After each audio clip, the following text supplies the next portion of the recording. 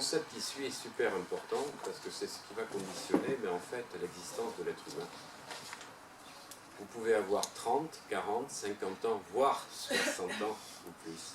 Avoir une expérience incroyable. Faire du développement personnel, lire plein de livres inspirants, pratiquer un certain nombre de techniques de développement personnel, énergétique ou autre. Il n'en est pas moins vrai que celui qui est le pilote de notre vie, c'est un enfant de 7 ans. Waouh! Tu peux avoir 40 ans, 50 ans, tu peux réussir plein de choses, tu peux avoir des apparences magnifiques, maison, tac, tu es super content. Mais punaise, quand tu comprends qu'en fait, tous les choix de vie que tu fais, c'est impacté par un enfant de 7 ans.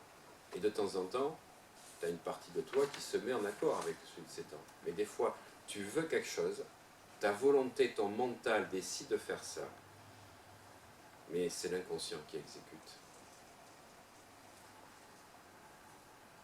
Waouh, là, il y a le silence. C'est un enfant de 7 ans qui pilote la plupart de nos choix et de nos situations de vie. Waouh. Le jour où j'ai compris ça, en comprenant comment ça se passait au niveau des ondes cérébrales, on avait enregistré à un certain âge des choses, des programmes pour faire ça.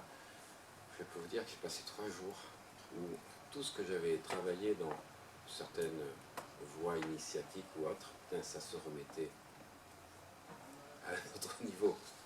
Parce qu'à un moment donné, quand on est dans le développement personnel, qu'on fait un certain nombre de techniques, de concentration et tout, on s'extirpe, un petit peu, puis on a l'impression, mais c'est un passage qui passe par là, qu'on est des êtres suprêmes. Il y a les autres, puis il y a nous qui faisons ça. Puis les égos se renforcent. Ouais, mais moi je fais ci, je fais là, ouais. Tu fais ça, mais tu fais ça 2 heures, 3 fois par jour. Le reste de ton temps, c'est un enfant de 7 ans qui est au pilote de ta vie. Waouh, waouh, waouh. Voilà. Donc on en parlera, je crois qu'on va venir faire un truc sur 2 jours avec Ophélie, sur la psychopatho, où elle va expliquer, on va dire, le fonctionnement de l'être humain, surtout comment il s'est créé psychologiquement. Et moi ce que j'aime beaucoup, c'est tout ce que Eric Berne, à travers l'analyse transactionnelle, a expliqué dans les scénarios de vie. Dans les scénarios de vie que les gens jouent. Et que tu retrouves pratiquement, je vous en parlerai jeudi si vous voulez,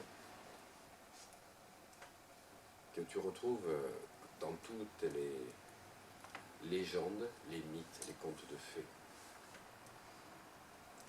Il y a celui qui joue le toujours, il y a celui qui joue le jamais, scénario toujours. Il faut toujours atteindre quelque chose. Et en fait, c'est comme si l'horizon s'éloigne à chaque fois. Et en fait, il n'y arrive jamais. Il y a celui, on lui a dit à un moment donné dans les phrases, jamais tu arriveras à ça. Et en fait, au moment où il arrive au bout, il y arrive une situation, un événement ou autre qui l'attire dans sa vie. Pour que ça n'arrive jamais. Waouh, je peux dire, ça c'est... Eric Berne, fondateur de l'analyse transactionnelle, des jeux et des hommes, que dites-vous après avoir dit bonjour? Pour moi, c'est ma Bible, tous les ans. Et je l'ai encore fait, je l'ai fait pratiquement 1 mois et demi cet été. C'est absolument incroyable. Sans cesse, toujours, jamais, c'est un pavé énorme. Tu ne peux pas le lire d'un coup, il faut 3-4 mois la première fois. Et après, mais à chaque fois, tu utilises des choses sur le prénom. Pourquoi ton prénom a été choisi? Quelle était l'intention de tes parents quand ils ont choisi ton prénom?